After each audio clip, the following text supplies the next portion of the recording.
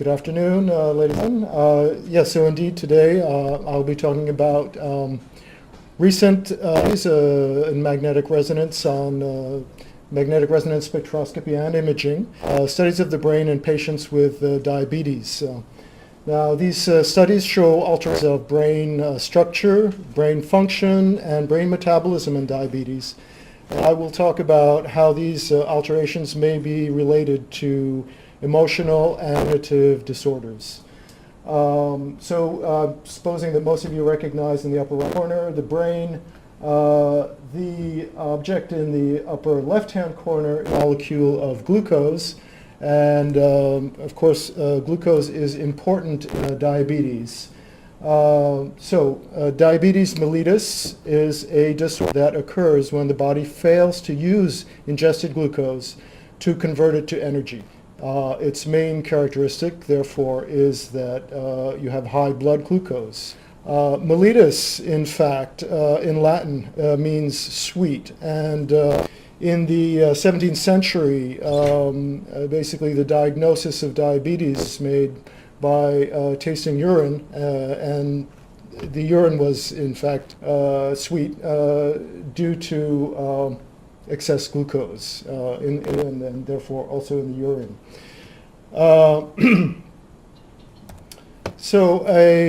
As a brief summary of diabetes, there are two types of diabetes. Now, insulin is the that allows the organs, such as the liver and the muscle, to absorb glucose in the blood.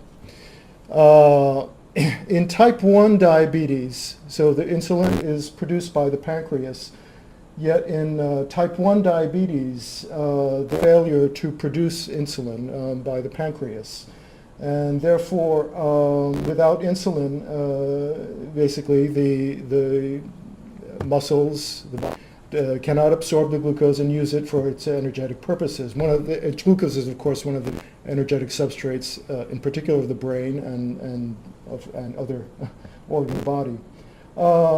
Differences between type 2 diabetes and type 1 diabetes. So type 1 diabetes is diagnosed mostly in youth and is the least common form of diabetes, since it represents about 5% of the cases of diabetes. So the difference with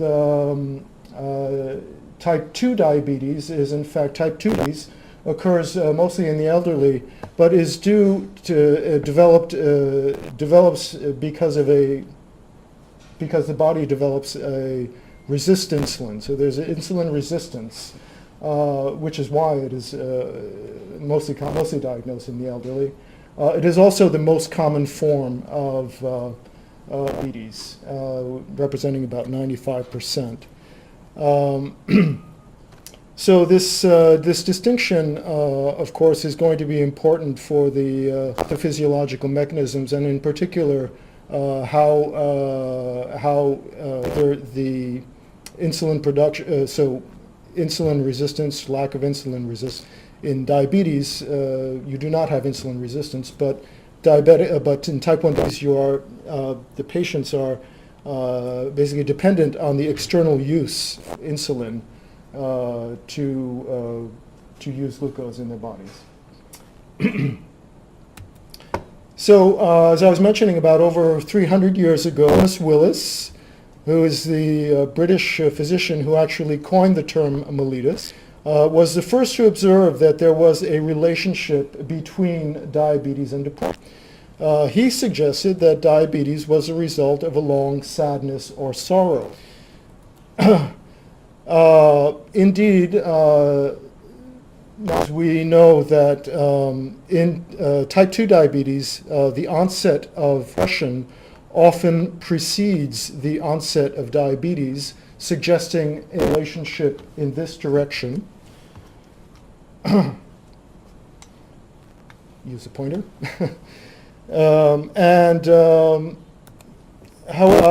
Whereas in type 1 diabetes, it is more often the opposite.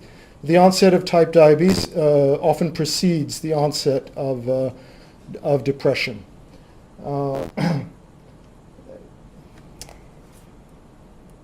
So the neuroimaging studies will bring some light onto the directionality of this relationship and possible role of mechanisms in the brain that could be related to this relationship. More recently, concerning the relationship between diabetes and cognition, nowadays type 2 diabetes has been firmly established as a risk factor for reduced cognitive abilities and as well as for Alzheimer's disease. So I've just cited two papers from the literature on people who are working on diabetes and brain in the neuroimaging community. So this is a rough outline of my talk. I'll be talking about one structural study that was in collaboration with the Joslin Diabetes Center, which is structural MRI in type 1 diabetes. So there'll be three talks on type 1 diabetes. I'll have present two studies from functional MRI, one of task activation and one of functional connectivity. And I'll be presenting also a study of magnetic spectroscopy showing how brain metabolism changes. And then I'll be ending with a MRI, which is actually a functional connectivity study in type 2 diabetes. So first of all, brain structure in type 1 diabetes. I will be presenting the results of this study, prefrontal cortical deficits in type 1 diabetes, brain correlates of comorbid depression. So this study, of there were four subject groups. The first subject was a group of patients with type 1 diabetes who had at least a prior episode of major depression. That's the type 1 T1DM DEP column. The second group was a group of patients with type 1 diabetes only, no episodes of depression. And the third group was a group of patients who had a prior episode of depression. And the fourth group, a group of controls who had neither diabetes nor any prior episodes of depression. Just two characteristics which were important to so the HDRS is the Hamilton Depression Rating Score. All of these, so the 6.8 is basically a mild. The inclusion criteria was not to have current depression, but only the prior episode of depression. But as you can see, that patients with depression and diabetes had the highest score here. There was a mildly high. Of course, the depressed patients had also a high score. Type 1 diabetes had also only had a very mild depression, but relative to controls. HbA1c is a measure of glucose control within the past 3 months. So the higher your HbA1c level, I'm not sure if I might as well explain for those who are not familiar with HbA1c, which is glycosylated hemoglobin. It is basically a measure of the blood glucose levels in the past 3 months. So the higher your HbA1c level is, the less glucose control. Basically, the higher glucose, the higher your blood glucose levels have been in the past months. For it should be around about 5.1%. In type 1 diabetes, 7.7 was the average for these two groups. Another important characteristic of the groups is that the average age of onset of diabetes was approximately 13 years old. So that is, the type 1 was diagnosed, average when the children were 13 years old. The age of onset of depressive episodes was 25 years. So this is the summary result of the study. In color here we have the cortical thickness analysis was done on the structural imaging, and in color here the 4 groups, and these are basically cortical thickness maps. A control group here, the type 1 diabetes only group, the depression group here, and type 1 diabetes and depression group down here. And then these grayscale scale images with the orange. The orange is indicating the differences, the between group differences at 2 levels of significance. Orange as a significance p value of 0.01 and yes, a p.05. And as you can see here, the main finding, if we look at the type 1 diabetes only, if we start the type 1 diabetes only versus the controls, the superior frontal gyrus is the region where a significant thinning occurred if you in the diabetes group as compared to the controls. Remarkably enough, the depression group also had thinning in the superior frontal gyrus, but to a much lesser extent. And, the type 1 diabetes and depression group that had the largest extent of cortical thinning. A conjunct analysis was performed to show the regions of jointly significant cortical differences, and these show here that regions that were jointly significant which had jointly significant cortical thinning were type 1 diabetes, were between the type 1 diabetes only and the type 1 diabetes depression are here, and depression and type 1 diabetes. So this gives you an idea of the similar location of these regions, as well as the extent. So, is there a question? Yeah, how closely were the 4 groups matched in sex and age? Oh yes. So I didn't indicate that. I do have a slide at the end to show that, but basically sex and age, they were very well matched, no significant differences. Actually, a very large table, about 20 parameters. So those were the main differences. So, yes, they were well matched for education, age, gender distribution as well. Medical comorbidities, other things wrong with that? Oh, right. Exclusion. Other medical comorbidities excluded actually from all of these groups. Like Mm-hmm. hypertension. Yep. And hypertension was, I believe, excluded. Although I would have to go and look at the table. I can't quite remember. That's a good question, though. So another of the findings, looking at the relationship between actually cortical thinning and glucose control. So now this is the lifetime average HbA1c, which is data that we had on these subjects.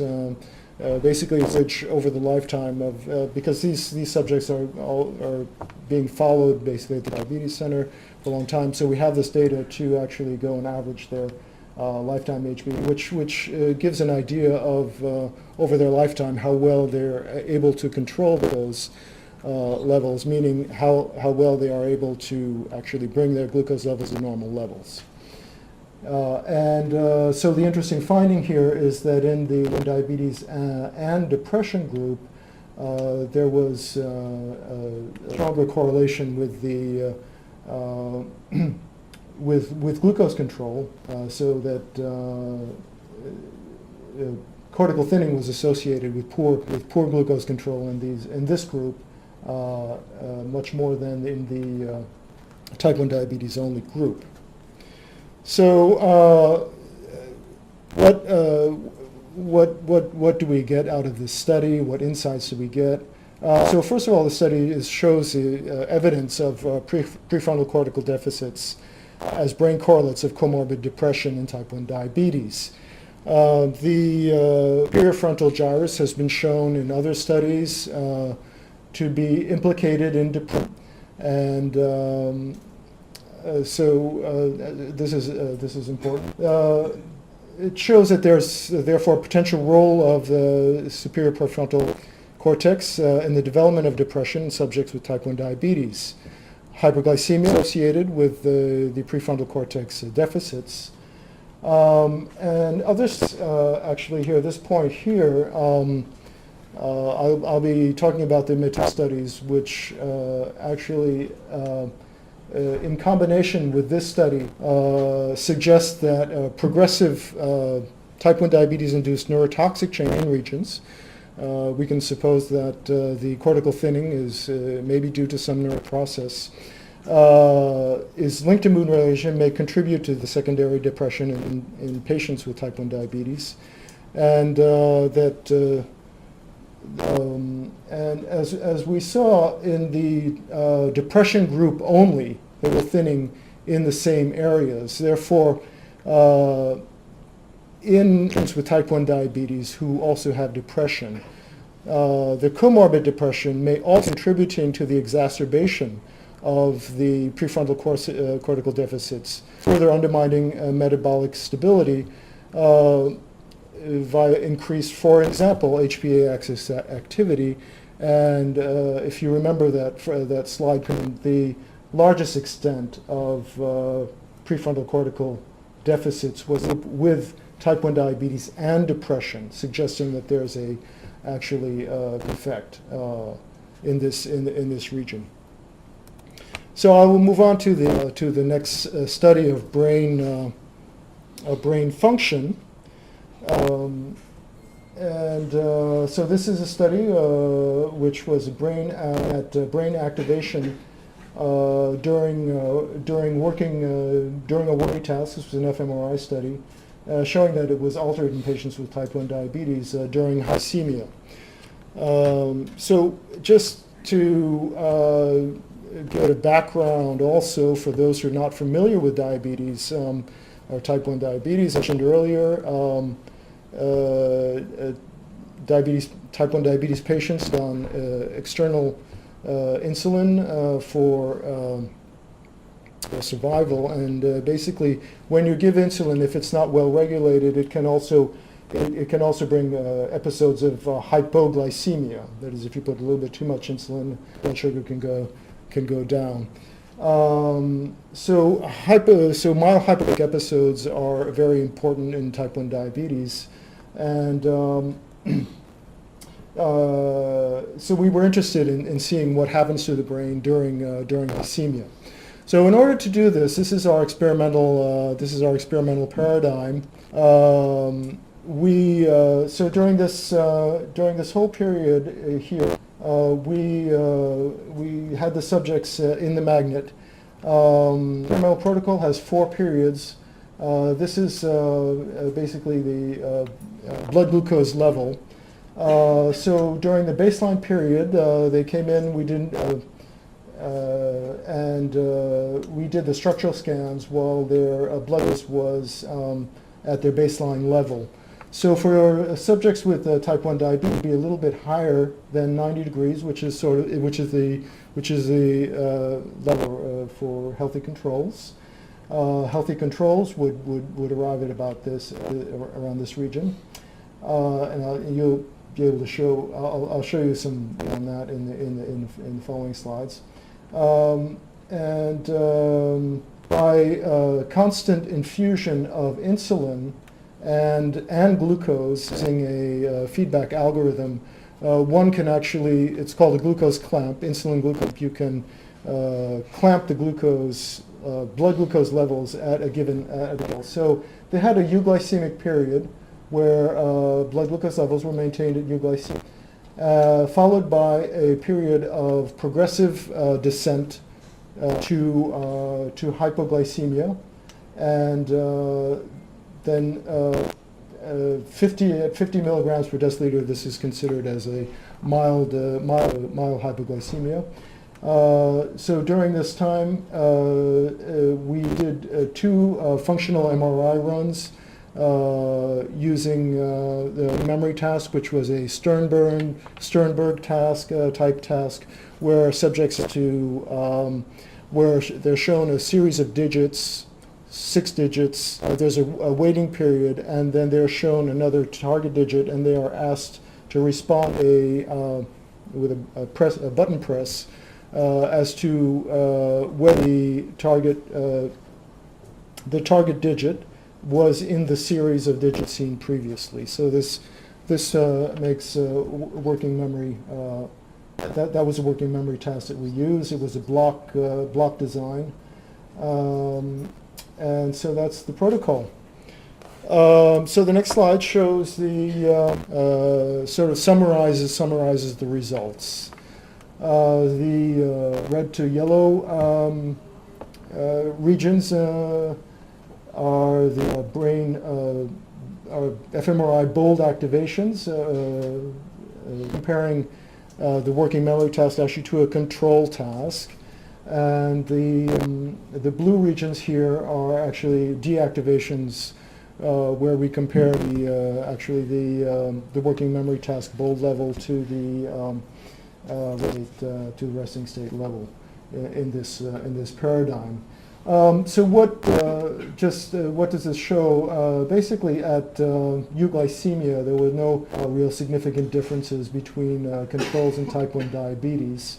Controls during the comparing euglycemia to hypoglycemia, during glycemia there was a significant decrease in activation levels, as well activation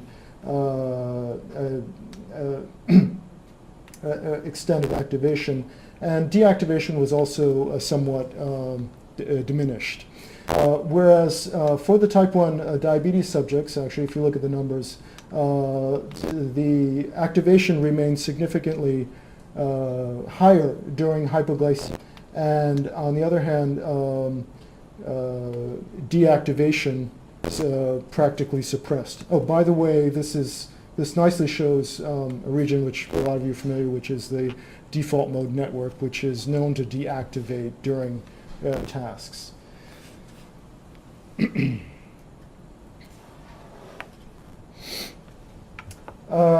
So in order to understand a little bit more what's going on, we did a region analysis of the bold percent change during the working memory paradigm. I selected the region of the superior parietal lobule, and here these plots show what the bold change in bold percent signal change was doing. Here, these blue regions are when the working task is going on. The green regions are the control task, and gray is the rest task.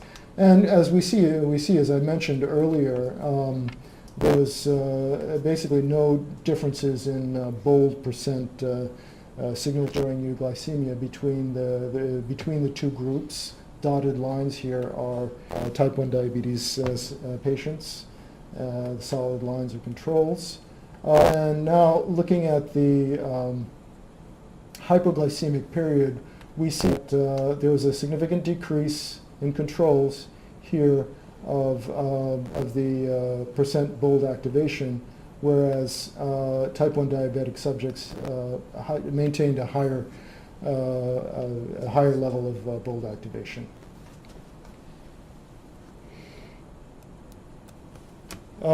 We also included in the analysis a regression on the HbA1c level in the diabetic group to determine if HbA1c had a significant regional effect. And indeed, we here discovered that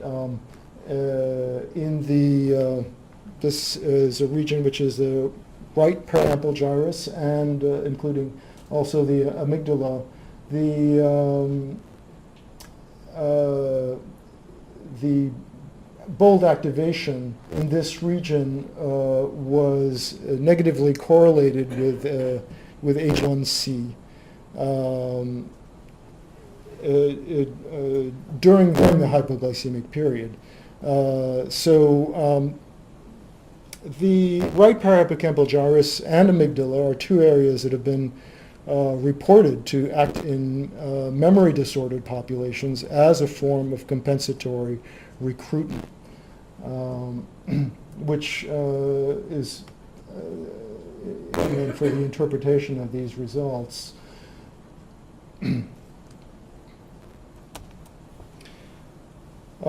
So what do these studies suggest? Well, first of all, the type 1 diabetes were shown to activate hypoglycemia more regions than control, and we said they were able to do this actually by maintaining activity in task-relevant regions, but they also failed to suppress activation in the default mode network. This suggests that there's potentially a compensatory hyperfunction to maintain performance when the brain resources are low. So one thing I failed to mention earlier is that, in fact, performance in this working memory task was actually there were no differences in performance between groups or between the euglycemic and hypoglycemic period. So what this is suggesting, as the type 1 diabetics are actually increasing their bold activation during hypoglycemia, is a potentially potential hyper. Whereas in this case we did not see differences in performance, this type of compensatory activity could be an early manifestation of future failure, related to a potentially also decreased cerebral efficiency during task performance. In other words, they use more brain, more energy to produce this level of performance. So this study paradigm allowed us to also investigate brain functional connectivity by actually recording the resting state functional magnetic imaging during this period of descent. And what we did is we actually recorded continuously fMRI the last 5 minutes of the euglycemic period and the 40 minutes of the glycemic descent. And we applied a intercomponent analysis to this resting state data to determine where the resting state networks involved. In order to compare the euglycemic and hypoglycemic periods, we then separated the data into a minute euglycemic period here, which corresponds to this period here. Euglycemia was already maintained and hasn't quite started to descend, and the last 10 minutes here, where the subjects have attained a mildly low hypoglycemic level, and we applied a independent component analysis of the dual regression to then compare groups and conditions using these data. We also, before the fMRI run, this fMRI run started, we also gave the subjects a symptom questionnaire, which was asking them questions such as, do you feel lightheaded? Do you feel sweaty? And they responded on a Likert scale. So they got basically a hypoglycemia symptom score at these 2 time points. Once just right before the resting state fMRI run, and just right at the end of that. And this was done without any recordings of. Basically, they were still in the magnet, but they had the screen up and suspended in the magnet.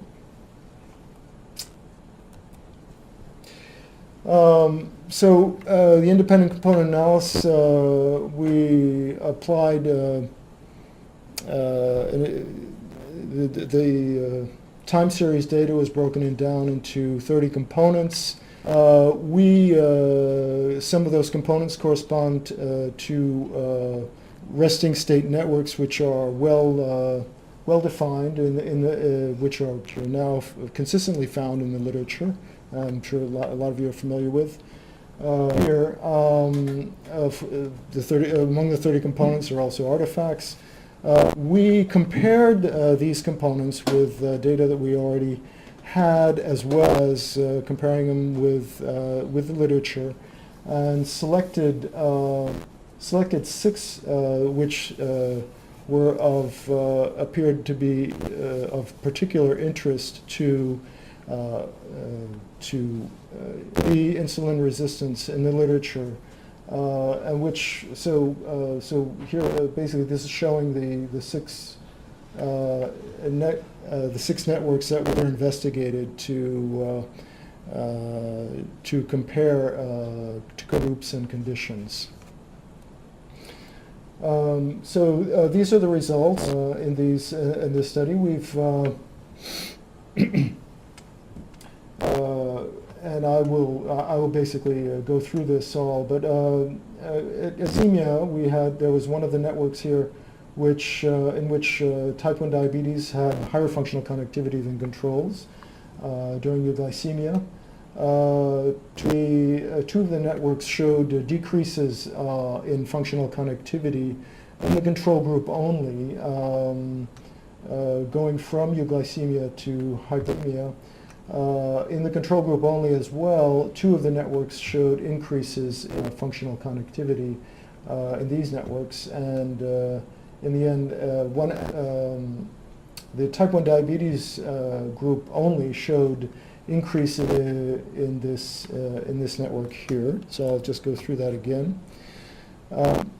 So at euglycemia, the network, which we call the hypothalamus basal ganglia resting state network, because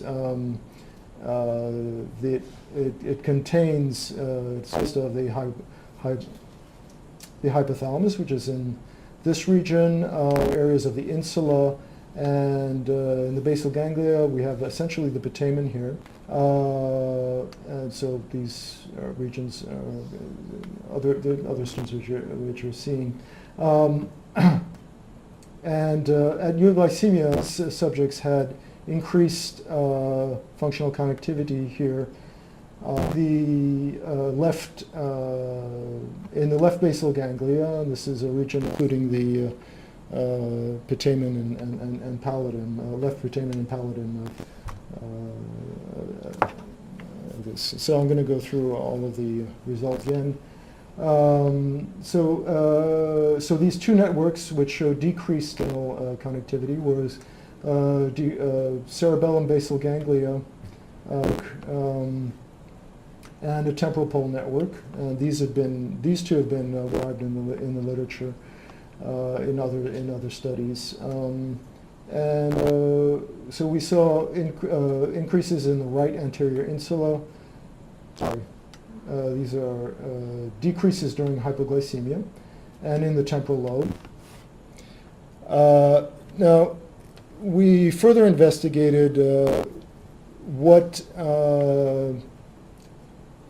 these decreases might be related to actually the symptom questionnaire. So what we did indeed find by including the changes in symptoms as a regressor in the analysis is that in this network, in these regions, which let's say you have perhaps the hypothalamus and the insular region,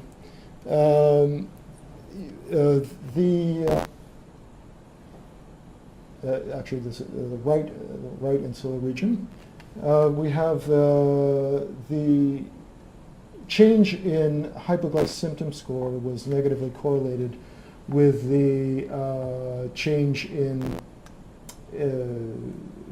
functional connectivity in controls only, as there was basically no correlation in type 1 diabetes. So decreased connectivity was associated with increased hypoglycemic symptoms in controls. This other group of results shows that in the default network there was actually increases during hypoglycemia relative to euglycemia, as well as in the sensory motor state network. And in type 1 diabetes, we observed the increase in the medial prefrontal resting network, which is also known as the executive control resting state network, because of it's very associated with cognition and, for instance, tactile activation and working memory, for instance. Showing also the superior frontal gyrus, these increases in functional connectivity during hypoglycemia. So, interestingly enough, we also included in the diabetes group HbA1c as a regressor in these analyses, and showed that these regions in this network, in the medial prefrontal lobe network, the increases in functional connectivity during hypoglycemia were actually correlated with glucose control. Whereas in controls there was no effect at all.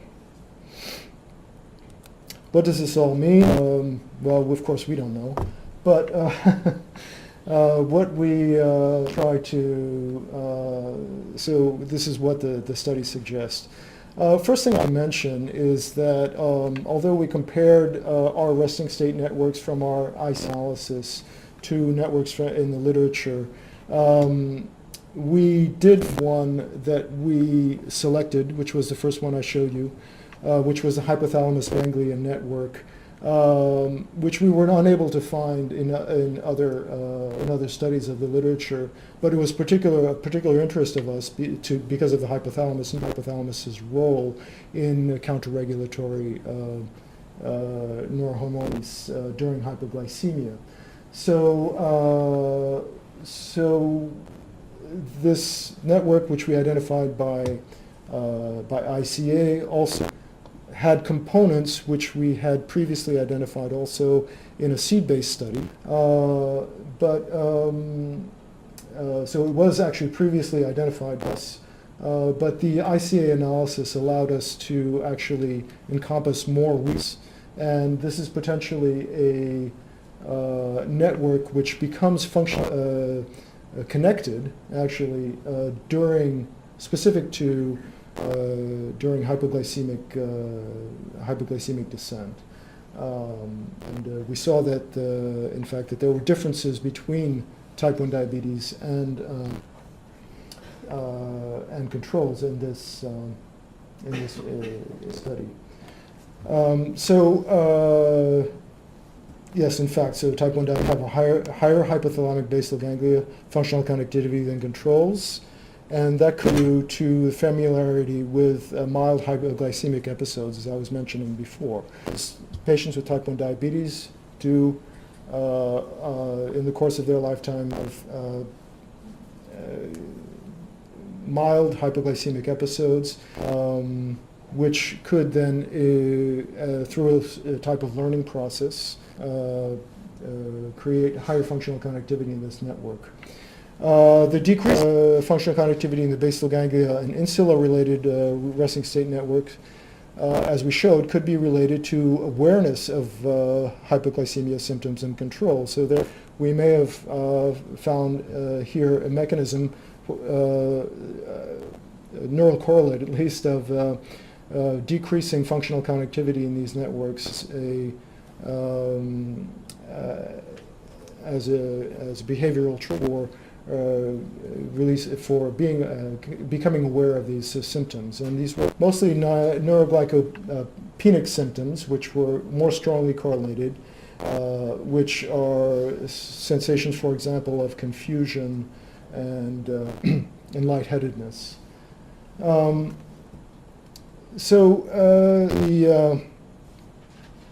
increase in functional connectivity in a cognitive-related resting state network found only in the type 1 diabetes could potentially be a compensatory mechanism for adapting also to the multiple glycemic episodes. The implication of a cognitive-related network could imply that there's also potentially a learning process where in type 1 diabetes you do have to basically respond to these hypoglycemic episodes by a certain number of, you have to basically make sure that you don't stay hypoglycemic, so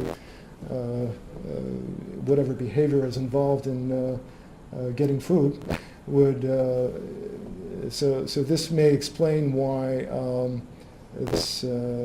why we observe this increase in this network in diabetes subjects only. Now we'll go on to the next study, and hopefully at the end all of this will come together and make sense to you. It has to me. So this is a study of brain neurochemistry in type 1 diabetes, sheltered prefrontal.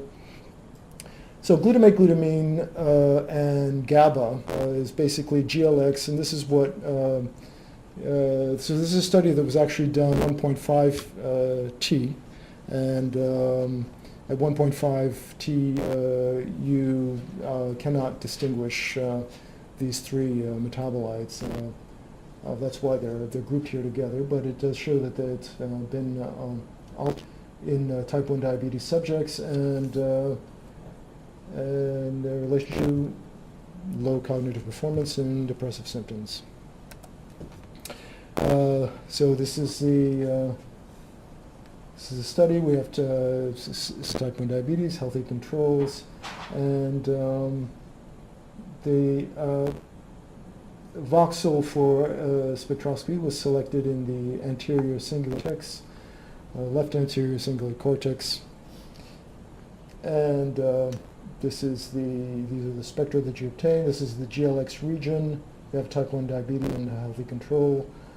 Spectra analysis was done by LC model. For those of you who are familiar with that, I can always answer questions at the end. What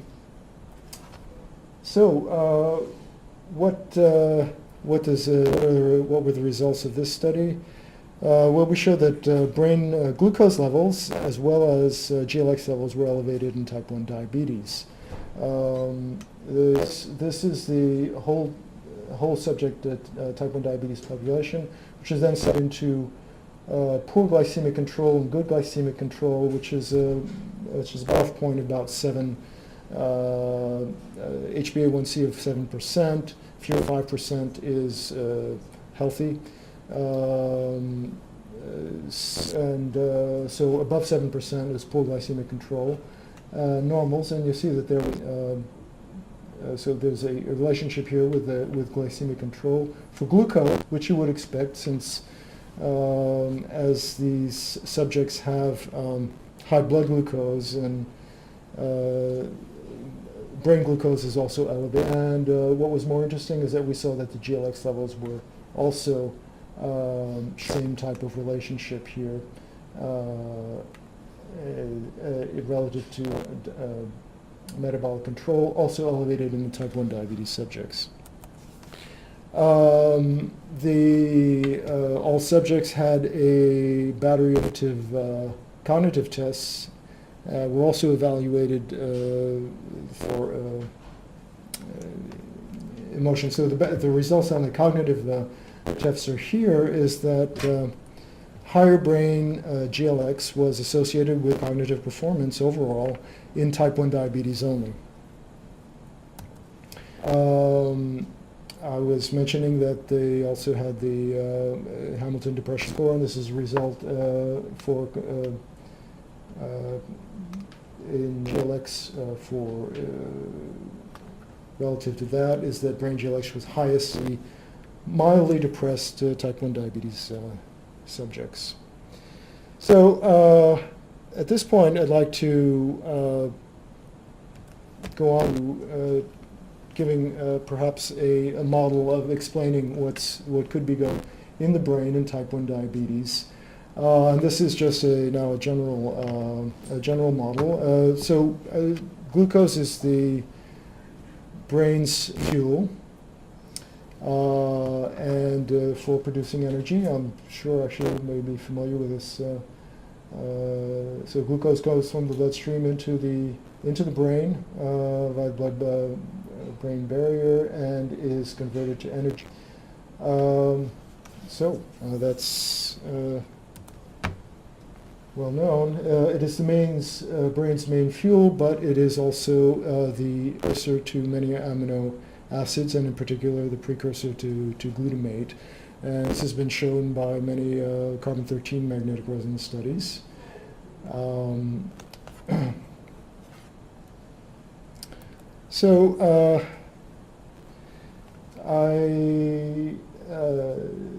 This is basically a model of relationships that allows potentially to obtain all of the results that we've just seen.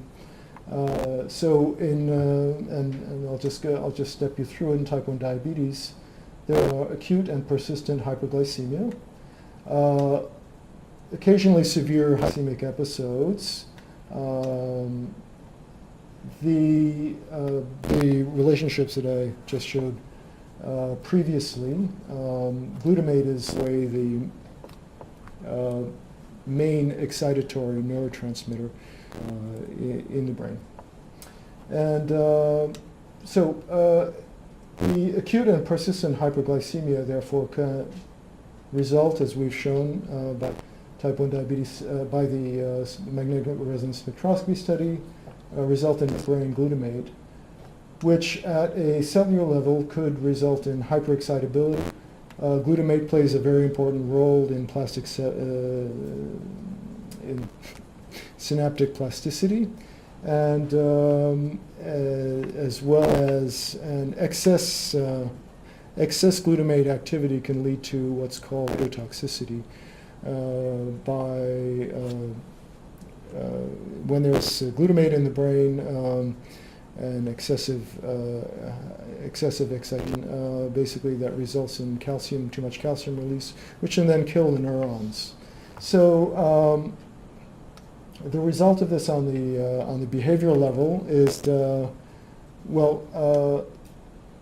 we could have emotional function and higher frequency of major depression. And this is the model for which I'm working on presently on a 3 Tesla magnet now, looking to test this hypothesis. And so also looking at the anterior cingulate cortex and taking a control region in the occipital lobe. Here we're taking a region which is the pregenual anterior cingulate cortex, which is well to be involved in emotional control and has been implicated in depression as well. So in order to disentangle the glutamate from glutamine and GABA, first of all, we're using a 3 Tesla magnet, which is better than 1.5. I'd love to use a 7T magnet, but I don't have access to one right now.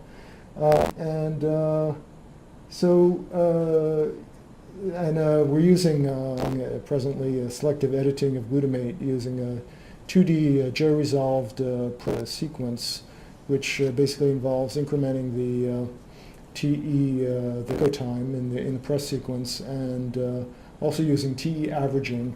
And this enables to edit out the glutamate peak from of the spectrum. You will get a single glutamate peak here. There's also a peak in here that is the sum of the glutamine, so you can also access that. This is preliminary results right now. The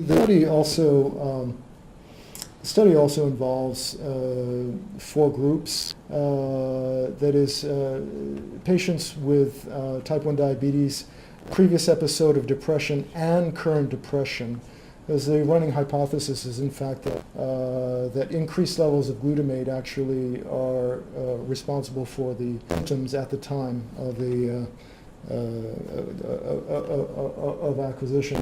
Our depressed group, our type 1 diabetes and depressed group, depression is defined as having at least one previous episode of depression, major depression, and currently having of depression, which we're defining as having a HAM-D score above 10. And we have patients with type 1 diabetes who have depression and who have no depression. That means no past episodes and no current depression. And we have, as defined by high HAM above 10, and we have a group of controls who have no diabetes, with depression and without depression, defined in the same way. So these very preliminary results are just showing a comparison between this group of diabetic subjects who do not have depression and a group of controls. You can see, of course, is significantly different. Plasma glucose is, of course, significantly different. These particular results are taken ischemia. So this is fasting plasma glucose here. Turns out that there were actually, even though we're defining these subjects as not being depressed by putting a cutoff point at of the HAM-D score, the HAM rating score, at 10, we see that there was actually a slight symptoms here. But they did not have a previous episode of major depression. And so we're giving them an emotional test, which is a task to do, which is called the self-referential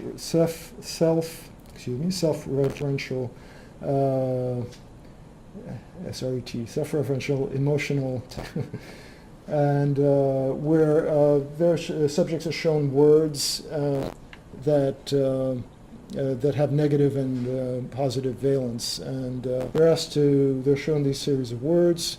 Then they're asked to remember the words, and we count how many negative words or positive words they remember among that they had actually defined refer to themselves. So they're asked to decide if they first refer to them or not. So happy would be one, and so you can either, that's a positive word, and you can say that refers to you. And we also measure, and we have here the ACC glutamate scores. So very preliminary result is that, in fact, in these type 1 diabetes subjects without depression, we did see a very high correlation of the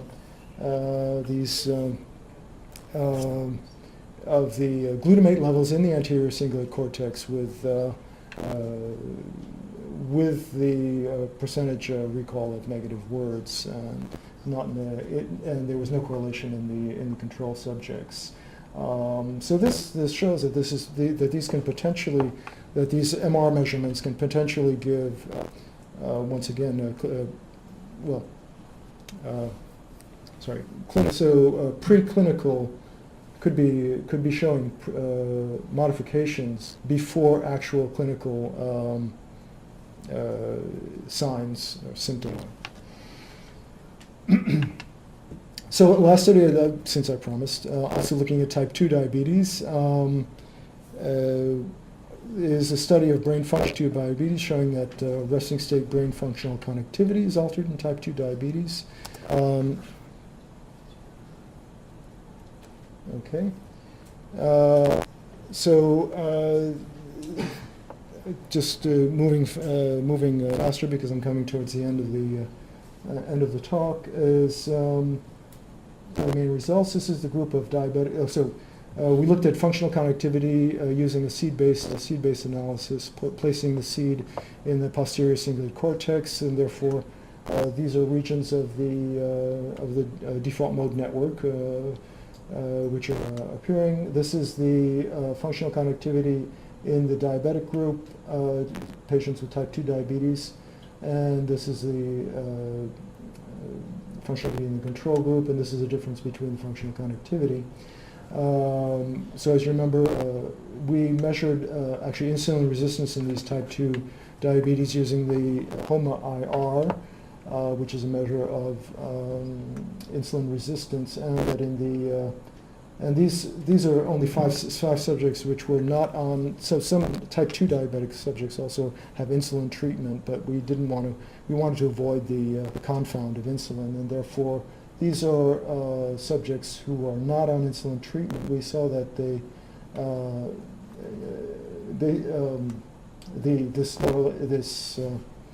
that reduced functional connectivity is in the network is associated with insulin resistance, and this is the functional connectivity in the posterior cingulate cortex and the right inferior frontal gyrus. Oops. Hoping to what are the insights that these studies bring us on in type 1 diabetes? Taking these results, depression in type 1 diabetes could be related to excessive brain glutamate driven by high blood glucose. This compensatory hyperfunction of insulin deficiency was shown in type 1 diabetes, and this could be related to hyperexcitability. Once again, relating to our model, which was driven by high glutamate levels. We've shown that cortical deficits are associated with depression, and this leads to excitotoxicity. Once again, glutamate excitotoxicity. Therefore, future improved treatments could target brain glutamatergic function in addition to glucose control, or maybe both. So this gives us an interesting direction to look for treatment of depression in diabetes, and considering the relationship between the two, possibly targeting both at the same time. That's food for thought, or new therapies. We saw that in type 2 diabetes, insulin resistance is an important role in brain function and cognition. Therefore, in type 2 diabetes, potentially the glucose glutamate may play an important role because of insulin resistance important. The neuroimaging functional deficits may provide early biomarkers before clinical cognitive decline. In the type 2 diabetes result that I showed you, once again, there were no real significant differences in cognitive performance in the cognitive battery test of battery. So in other words, these functional connectivity differences were present without any real cognitive differences. So that the precursors is showing the potential decline. So the role of hyperglycemia and brain glutamate are well understood in type 2 diabetes, but however, the type 1 diabetes suggests that they do importance. As we've shown, there was in the structural study, there was actually a combined effect of depression and diabetes. It is possible that depression also, there are many studies that show that depression actually does impact glucose metabolism. So again, we come back to glucose and potentially type 1 diabetes, and we come back to glucose and potentially glutamate. However, the results on glutamate and type 2 diabetes are a little bit less well defined. That is, there's a little bit more controversy. Some show going on down. And so I think that we need more studies. So thank you for your attention.